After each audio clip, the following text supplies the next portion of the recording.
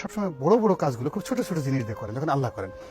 একেবারে এই যে আব্রাহার যে হস্তি বাহিনী, আকাশ থেকে ছোট ছোট আবাবিল পাখি, ছোট ছোট টুকরা টুকরা পাথর, এবং আল্লাহ বলতেছেন আলাম তারা কাইফা ফালা রব্বুকা ফি আসহাবিল ফিল, আপনি কি দেখেন না সেদিন সেই আবাবিল পাখি আমি কি করেছি?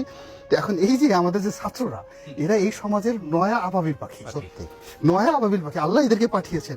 এই নচেত এই আবাবিল পাখির এত সাহস হলো কি করে?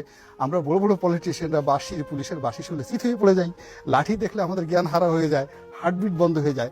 আর এই ছেলেরা খালি হাতে পুলিশের অস্ত্রের সামনে গিয়ে বলতেছিল যে আল্লাহ হেদায়েতের দরজা বন্ধ করে দেয়, জানালা বন্ধ করে দেয়, তো সে কোনো কিছু দেখতে পারে না।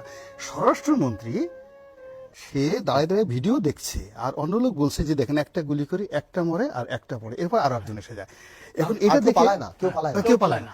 এই দৃশ্য দেখে দেখেন এরা মনে হয় ওরা ভিডিও সিনেমা দেখছে, এবং ওই যে সিনেমা দেখছে তাদের একটু ভয় নাই, লজ্জা নাই, অনুশোচনা নাই। এটা হলো ওদের ওদের হেদায়েতের রাস্তা বন্ধ, ওদের অন্তরে সিল মেরে দেওয়া হয়েছে। আর ওই যে যারা একটা মরার পরে একটা সামনে চলে আসে, ওই যে আল্লাহ ওদের মধ্যে আবাবিল পাখির যে সাহসটা, সেই আবাবিল পাখি দিয়ে দিয়েছে।